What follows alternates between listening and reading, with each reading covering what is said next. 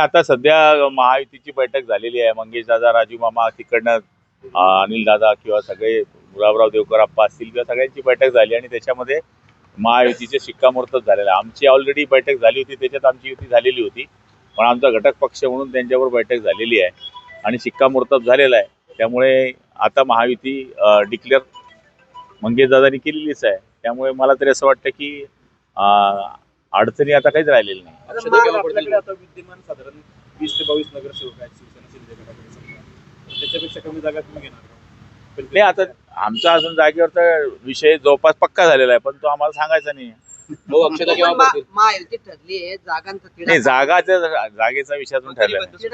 आम्ही इलेक्टिव्ह मेरिटवर जागा ठरवणार आहे, त्यामुळे आमच्या जागेचा विषय अजून काय ठरला.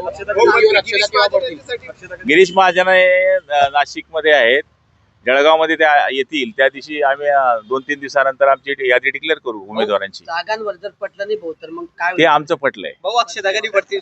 अक्षता कधी पडतील? 30 तारखेला या तुम्ही. मंगल सावधान. पुण्यामध्ये दोघं राष्ट्रवादी एकत्र लढतायत निवडणूक. शरद पवार पुन्हा अजित पवार एकत्र होण्याची चर्चा सुरू झालेली आहे. ते का आज सांगायची गोष्ट आहे, झालेली असेल त्यांची, त्याच्यामध्ये माझा काही संबंध येत नाही. शेवटी ते दोघं पवार साहेबांचा विषय आहे. मी जळगाव पुरतं बोलतोय की आमची महायुती झालेली आहे. आपल्यासोबत येतील का विरोधातले पक्ष आले तर स्वागत कराल का तुम्ही? कोण विरोधातले पक्ष आपल्यासोबत निवडणूक लढवायला आले तर 30ला समजेल. म्हणजे आहे का संपर्कात? 100%.